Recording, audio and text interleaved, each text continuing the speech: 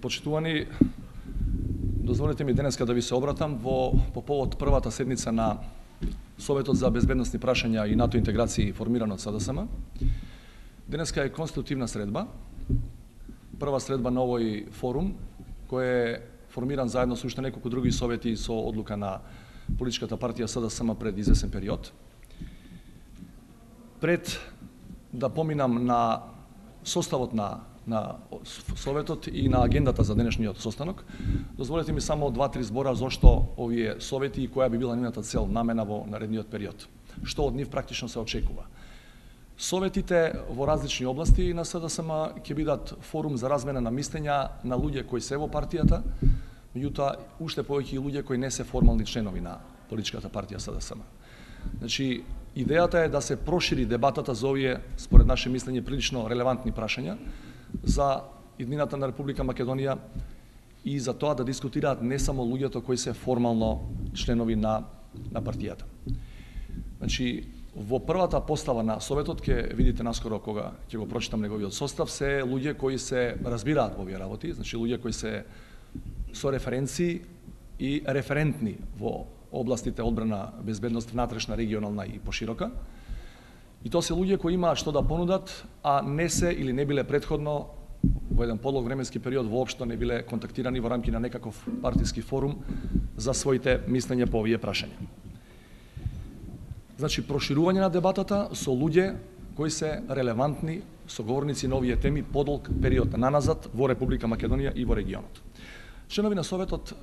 до овој момент, што значи дека очекуваме уште неколку пристапувања во наредниот период, се Александар Матовски,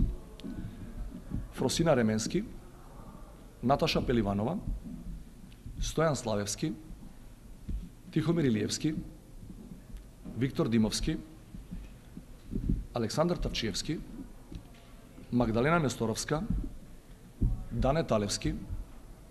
Драган Николич и Тони Петерски. Дозволете ми накуса да ви кажам што е замислено за денешнава прва седница, освен што е конститутивна, значи од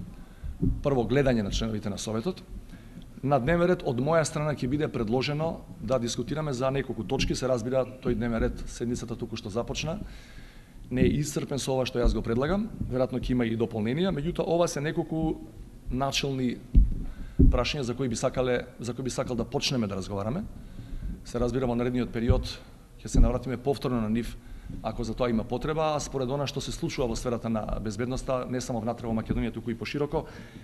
за жал, овие прашања се подлог период на високо на агендата и најверојатно ќе бидат таму и во периодот кој предстои.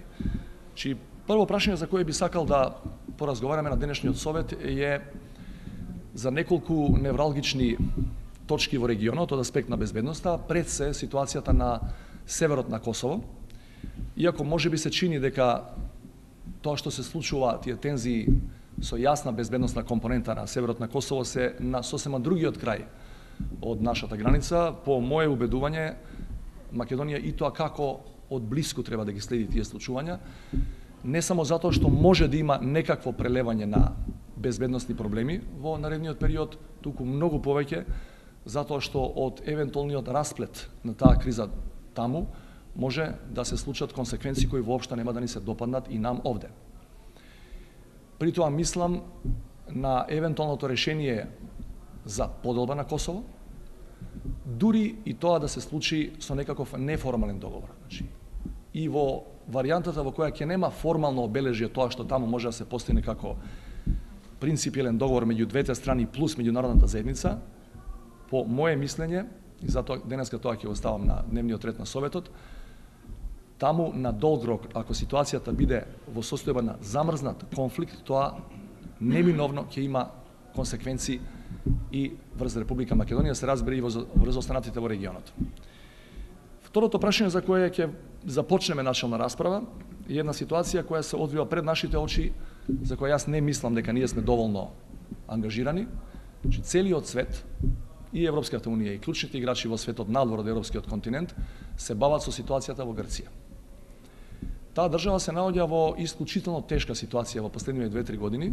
Ниту една релевантна меѓународна анализа не кажува дека таа ќе излезе од тој кошмар во следните 5 или 10 години. Ако сите се бават со кризата во Грција, логично е да се бавиме и ние, бидејќи имаме една заедничка долга граница, бидејќи главните коридори кои не поврзуваат со светот поминуваат преку територијата на таа држава. И конечно не смееме да заборавиме дека кризата во Грција има јасни финансиски и економски компоненти, меѓутоа грчкото општество е поделено и по многу други основи, че една прилично фрактурирана држава и општество,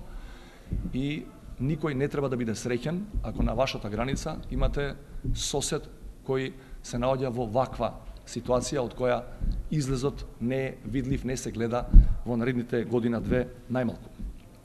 Третата точка која ќе ја предложам за дискусија на денешниот совет е сферата на меѓуетничките односи, и тоа не од некој абстрактен аспект,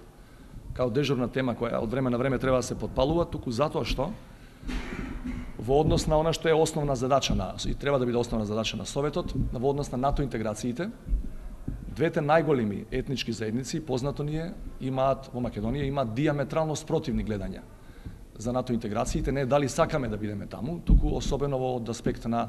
тоа по кој пат да одиме таму и која и каква цена евентуално политичка треба да се плати за да станеме полноправна членка на алијансата. Ако двете најголеми етнички заедници, македонската и албанската, имаат